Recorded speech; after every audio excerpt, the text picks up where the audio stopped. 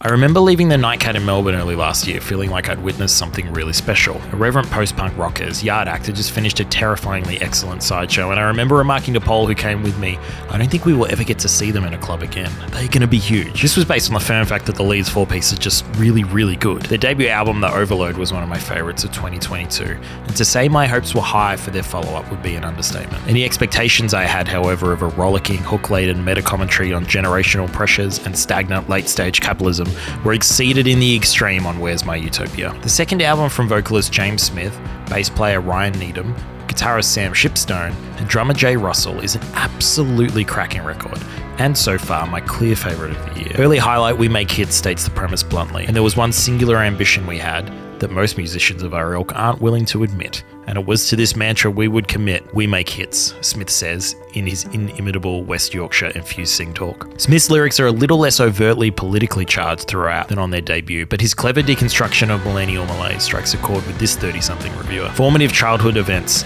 are mined heavily throughout, whether they are regrets over bullying in Down by the Stream, or a very detailed account of a childish mishap in Showstopper Blackpool Illuminations. All of it seems to paint a picture of standing still and finding coping mechanisms to deal with a world that promised an awful lot to our generation, a utopia perhaps, and delivered on none of it. Needham and Russell's rhythm section has always provided such staunch ballast to Smith's poetry, and it is lean dancey and disco a lot on this record. Shipstone's guitar lines remind me so much of Johnny Marr's melodic restraint, a tradition dating back to George Harrison's work with the Beatles. The parts are unassuming, but absolutely essential. I don't have to tell you that the world is in a bit of shit at the moment. The Gen X anthem that I blame for most of it, perhaps unfairly, is John Mayer's elevator music Cold to the Couch, waiting on the world to change. Generationally, Gen X gets away with a lot because they gave us Smells Like Teen Spirit and the Nokia 3210, but I think a lot of opportunities have been wasted with the sort of attitude Mayer had them like and subscribe to. On the undertow, Smith embraces the inevitable nihilism of a millennial with privilege looking at a burning planet. What's the guilt worth if you do nothing with it?